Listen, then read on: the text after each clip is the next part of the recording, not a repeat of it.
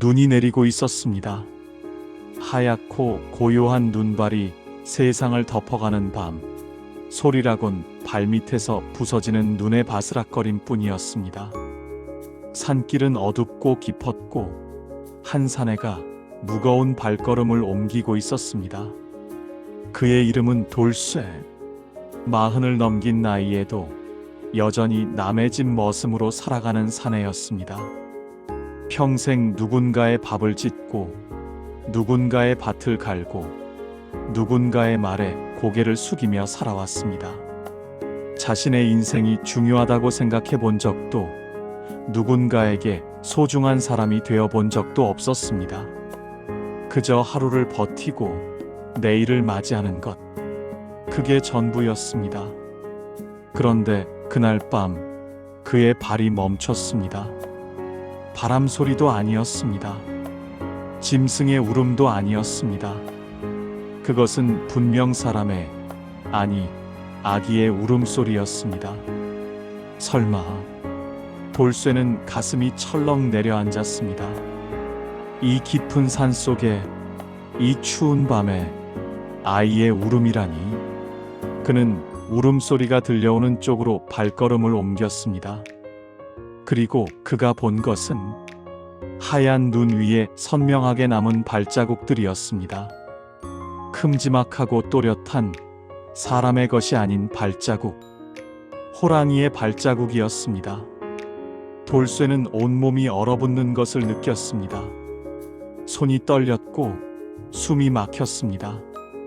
그런데 그 발자국들의 한가운데 강보에 쌓인 갓난아기 하나가 놓여 있었습니다. 이상했습니다. 호랑이 발자국이 아이를 에워싸고 있는데 아이에게는 상처 하나 없었습니다. 강보는 깨끗했고 아이는 그저 울고 있을 뿐이었습니다. 마치 누군가가, 아니 무언가가 이 아이를 지켜준 것처럼. 돌쇠는 떨리는 손으로 아이를 안았습니다. 작고 따뜻한 생명이 그의 품에 안겼습니다. 그 순간 신기하게도 아이의 울음이 멈췄습니다. 눈은 계속 내렸고 세상은 여전히 고요했습니다. 하지만 돌쇠의 가슴 속에서는 무언가가 크게 울리기 시작했습니다. 평생 한 번도 느껴본 적 없는 이름 모를 감정이었습니다.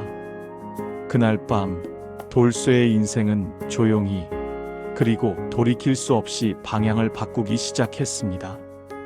돌쇠는 아이를 품에 안고 행랑채로 돌아왔습니다. 몰래, 아무도 모르게 발소리를 죽이고 숨을 참으며 문을 열었습니다. 방은 좁았고 추웠습니다. 하지만 그것이 돌쇠가 가진 전부였습니다. 아이를 키운다는 것. 그것은 돌쇠가 감히 상상해 본 적조차 없는 일이었습니다. 돈이 없었습니다. 가족도 없었습니다. 내일을 약속할 수 있는 것도, 누군가에게 기댈 것도 없었습니다. 머슴의 몸으로 아이를 키운다는 것은 세상의 모든 눈총과 손가락질을 감당해야 한다는 뜻이었습니다. 하지만 아이는 그런 사정을 몰랐습니다. 배가 고프면 울었고 춥다면 몸을 떨었습니다. 어른들의 사정 따위는 아랑곳 없이 그저 살고 싶다고, 안아달라고, 따뜻하게 해달라고 울부짖었습니다. 밤이 되면 더 큰 문제가 찾아왔습니다. 아이에게 먹일 것이 없었습니다. 돌쇠는 밤마다 아이를 안고 부엌 문 앞을 서성였습니다. 남은 밥이라도, 미음이라도 구할 수 있을까 하는 희망으로. 하지만 부엌 문은 굳게 닫혀 있었고 안에서는 불빛조차 새어나오지 않았습니다. 그렇게 며칠째 서성이던 어느 날 밤, 부엌 문이 열렸습니다. 이게 무슨 짓이오? 부엌에서 일하던 과부 복례였습니다. 그녀의 얼굴에는 놀람과 두려움이 동시에 떠올라 있었습니다. 아이를 안고 있는 돌쇠의 모습이 얼마나 위태로워 보였는지 그녀는 말을 잇지 못했습니다. 들키면 돌쇠, 당신도 이 아이도 다 끝이야. 주인 어르신이 알면. 복례의 목소리는 떨리고 있었습니다. 하지만 돌쇠는 말이 없었습니다. 그저 아이를 더 꼭 안을 뿐이었습니다. 복례는 한참을 돌쇠를 바라보았습니다. 그의 얼굴에 새겨진 주름, 거칠어진 손, 그리고 그 품에 안긴 작은 생명. 복례도 한때는 아이를 품에 안아본 적이 있었습니다.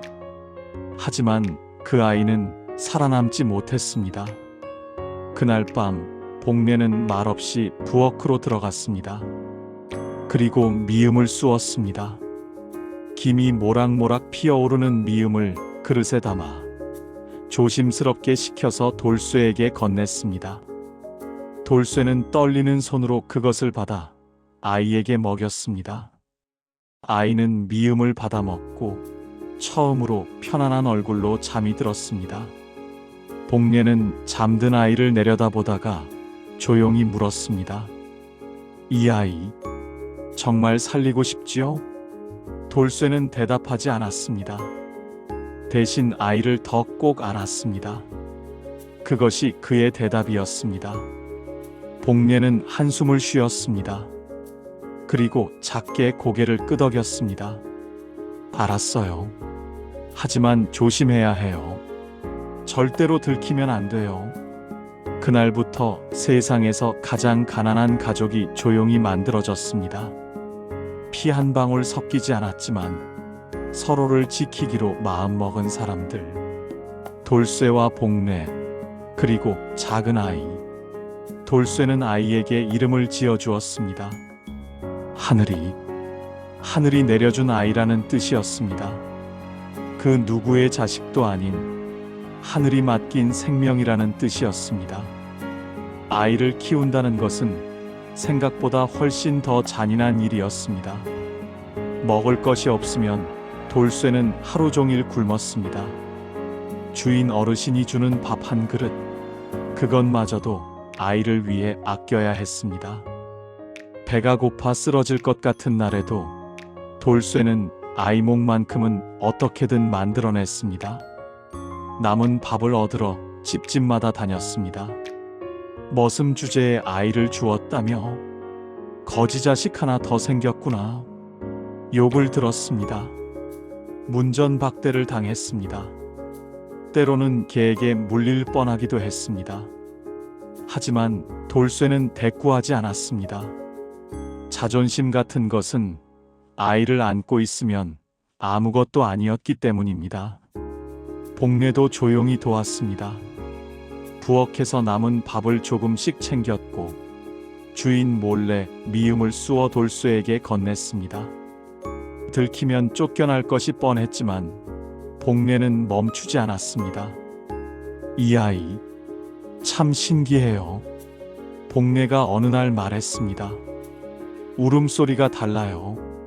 다른 아기들처럼 떼를 쓰는 게 아니라 뭔가 말하려는 것 같아요. 돌쇠도 느끼고 있었습니다. 아이는 보통의 아이들과 달랐습니다.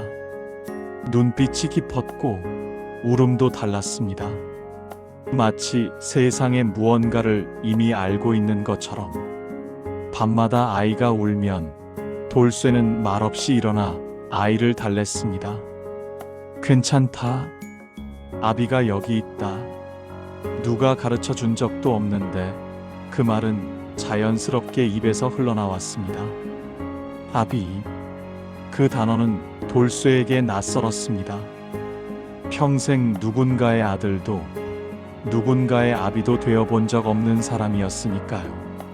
하지만 이제는 달랐습니다. 이 작은 생명 앞에서 돌쇠는 아비였습니다. 가난하고 배우지 못하고 가진 것 하나 없는 아비였지만 그래도 아비였습니다. 세월이 흘렀습니다. 아이는 자라기 시작했습니다. 걸음마를 뗐고 말을 하기 시작했습니다. 그리고 사람들은 서서히 알아차리기 시작했습니다.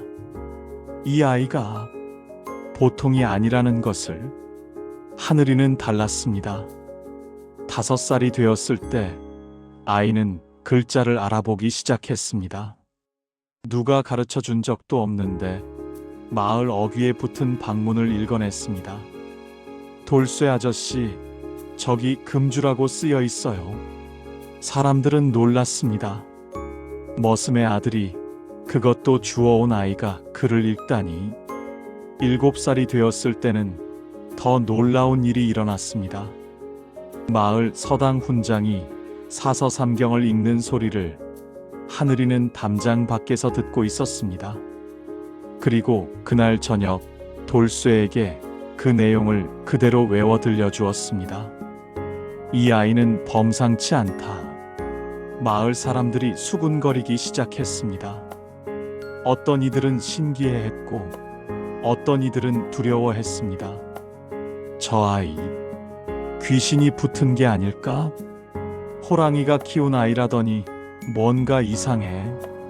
돌쇠는 그 말들이 기쁘면서도 두려웠습니다.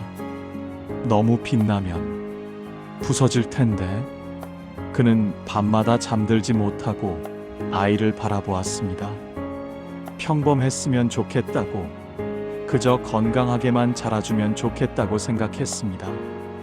하지만 아이는 자꾸만 세상을 읽어냈습니다. 비가 올 날을 맞췄습니다. 내일은 비가 올 거예요, 아버지. 그리고 정말로 다음 날 비가 내렸습니다. 바람의 방향을 말했습니다. 곧 서쪽에서 바람이 불 거예요. 그리고 정말로 서쪽에서 바람이 불어왔습니다. 마치 세상이 먼저 하늘이에게 말을 걸어오는 것 같았습니다. 하늘과 땅, 바람과 비가 이 아이에게만은 비밀을 속삭여주는 것처럼.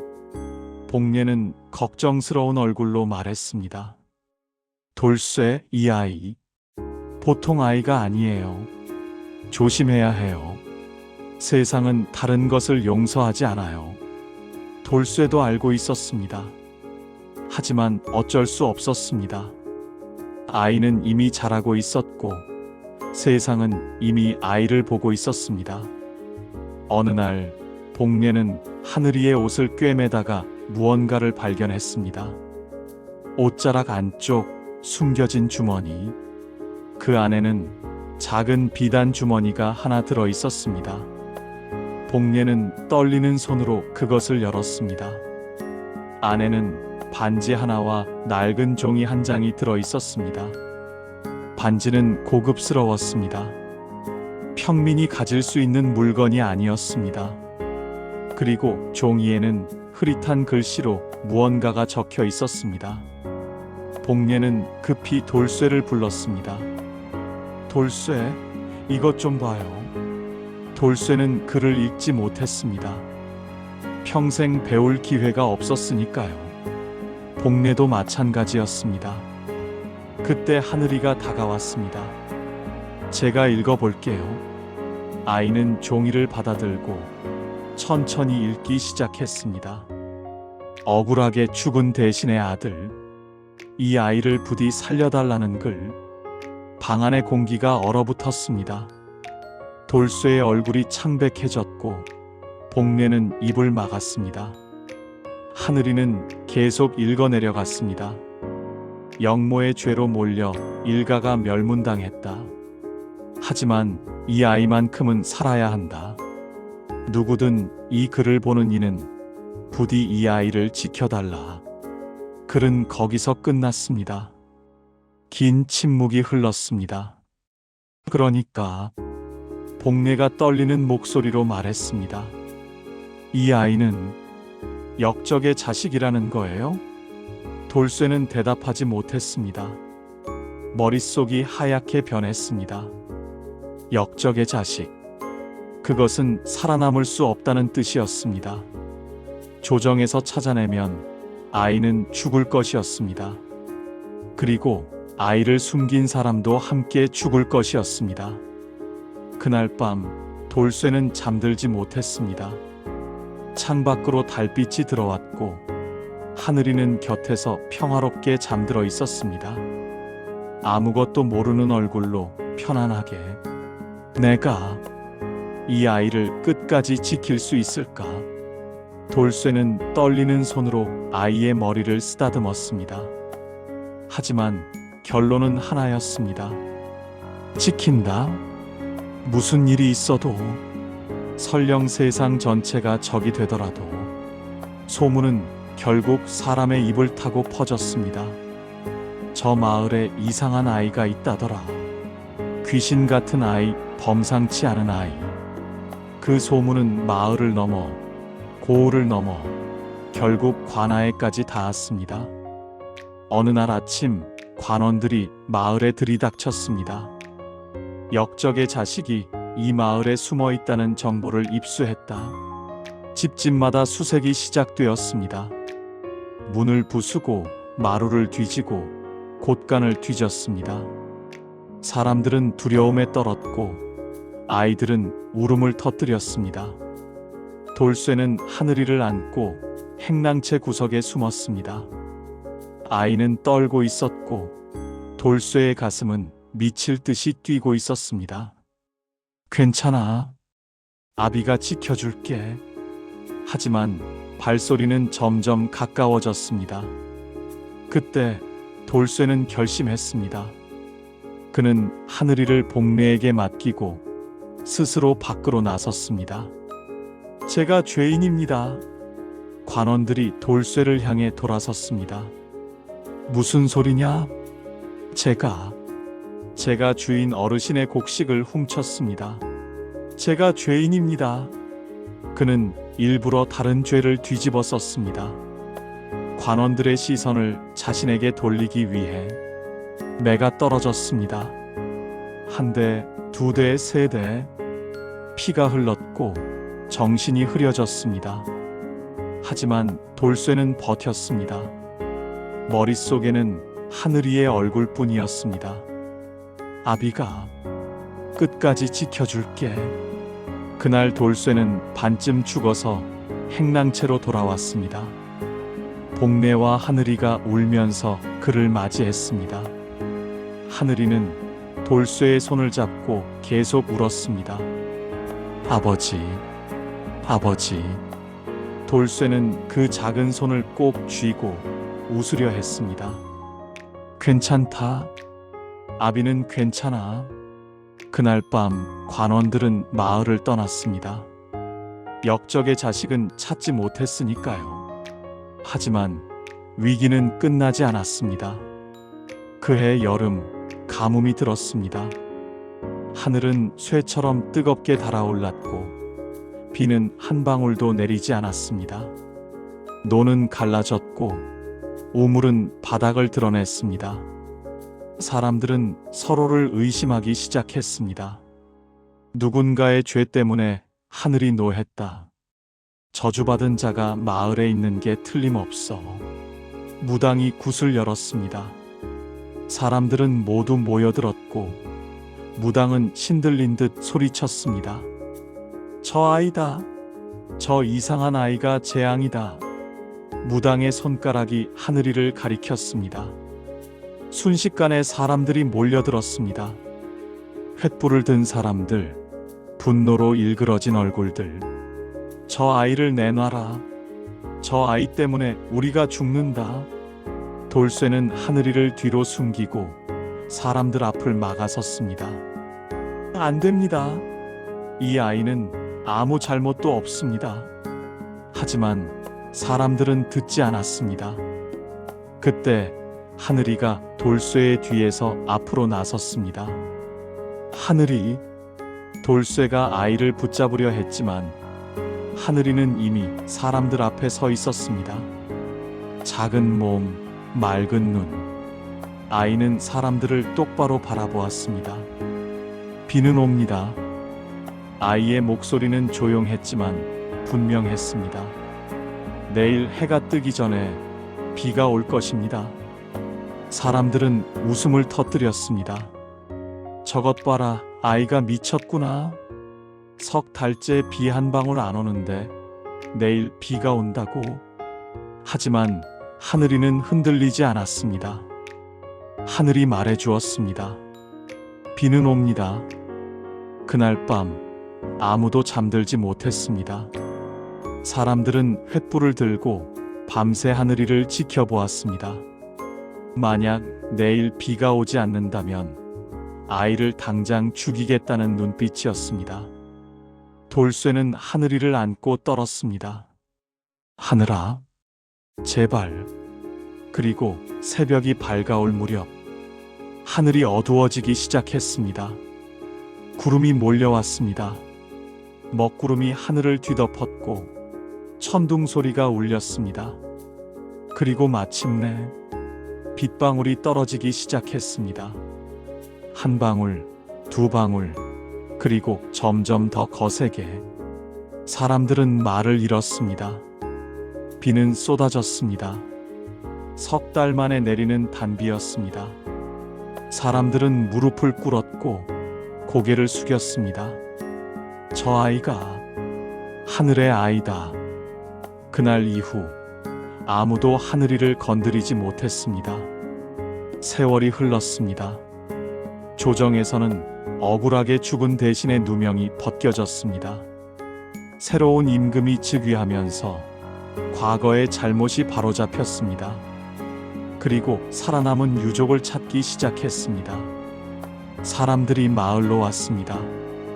화려한 옷을 입은 관리들, 호위 무사들, 대감의 혈육을 찾고 있어. 하늘이의 정체는 더 이상 숨길 수 없었습니다. 이 아이입니다.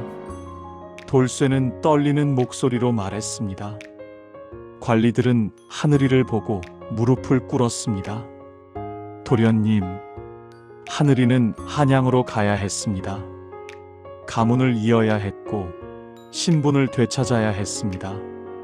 떠나는 날 돌쇠는 하늘이 앞에 섰습니다. 하늘아, 돌쇠의 목소리는 떨렸습니다. 난 내 아비가 아니다. 하늘이의 눈에 눈물이 고였습니다. 알고 있어요. 넌 양반의 자식이고 난 천한 머슴이다. 넌 이제 높은 곳으로 가야 한다. 그러니 돌쇠는 말을 잇지 못했습니다.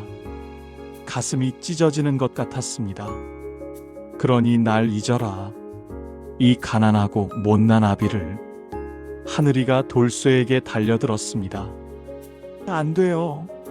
절대 잊을 수 없어요. 아이는 울었습니다. 10여 년을 함께 살면서 한 번도 이렇게 울지 않았던 아이가 목 놓아 울었습니다. 당신은 제 아버지예요. 세상에서 유일한 제 아버지예요. 하늘아, 당신이 절 주우셨어요. 당신이 절 먹이고 입히고 지켜주셨어요. 매를 맞으면서도 굶으면서도 절 살려주셨잖아요. 하늘이는 돌쇠의 옷자락을 붙잡았습니다. 혈육이 뭐예요? 핏줄이 뭐예요? 당신은 제 인생입니다. 제 전부예요. 돌쇠는 더 이상 참을 수 없었습니다. 그는 하늘이를 끌어안았습니다. 10여 년 동안 참았던 눈물이 쏟아졌습니다. 미안하다. 아비가 더 잘해주지 못해서. 아버지, 내가 행복했으면 좋겠다. 내가 이 세상 어디에서든 웃을 수 있었으면 좋겠다. 복례도 울고 있었습니다. 그녀 역시 이 아이를 친자식처럼 키워왔으니까요. 마차가 기다리고 있었습니다. 하늘이는 마지막으로 돌쇠를 돌아보았습니다. 아버지, 꼭 다시 올게요. 약속할게요. 그래, 잘 가거라. 마차가 움직이기 시작했습니다. 하늘이는 뒤를 돌아보며 손을 흔들었습니다. 돌쇠도 손을 흔들었습니다. 마차가 저 멀리 사라질 때까지 멈추지 않고 마차가 완전히 보이지 않게 되었을 때 돌쇠는 그 자리에 주저앉았습니다. 세상에서 가장 가난한 아버지는 그렇게 혼자 남았습니다. 하늘이가 떠난 후 시간은 이상하게 흘렀습니다. 느리면서도 빠르게. 하루는 길었지만 어느새 계절이 바뀌어 있었습니다. 돌쇠는 여전히 머슴으로 살았습니다. 밭을 갈고 곡식을 거두고 남의 집 일을 했습니다. 하지만 예전과는 달랐습니다. 저녁이 되면 습관처럼 행랑채 문 앞에 섰습니다. 하늘아, 밥 먹자. 그러고 나서야 아이가 없다는 걸 깨달았습니다. 밥을 2그릇 떠놓고서야 혼자라는 것을 기억했습니다. 복례가 가끔 찾아왔습니다. 편지 왔어요. 한양에서 온 편지. 하늘이의 글씨였습니다. 돌쇠는 글을 읽을 수 없었지만 복례가 대신 읽어주었습니다. 아버지, 저는 잘 지내고 있습니다. 학문을 배우고 있고 가문의 일을 익히고 있습니다. 하지만 매일 아버지 생각을 합니다. 아버지가 해주시던 따뜻한 죽, 아버지 품의 온기, 아버지 목소리. 복례의 목소리가 떨렸습니다. 곧 돌아가겠습니다. 조금만 더 기다려주세요. 제가 꼭 아버지를 모시러 가겠습니다. 돌쇠는 편지를 가슴에 품었습니다. 글자는 읽을 수 없었지만 아이의 마음은 느낄 수 있었습니다. 봄이 지나고 여름이 왔습니다. 여름이 지나고 가을이 왔습니다. 그리고 겨울. 3번의 겨울이 지나갔습니다. 돌쇠는 늙어갔습니다. 허리가 굽었고 머리가 휘어졌습니다. 하지만 여전히 일을 했습니다. 멈추면 생각이 너무 많아졌으니까요. 언제쯤 올까? 그는 가끔 혼잣말을 했습니다. 내가 살아있을 때 올 수 있을까? 복례는 그런 돌쇠를 안타깝게 바라보았습니다. 올 거예요. 하늘이는 약속을 지킬 아이예요. 그래, 그랬지. 하지만 돌쇠의 눈빛은 점점 더 흐려져 갔습니다. 그리고 어느 봄날, 마을에 행차가 들어왔습니다. 말을 탄 관리들, 화려한 복장의 수행원들, 그리고 그 앞에는 젊은 어사가 말을 타고 있었습니다.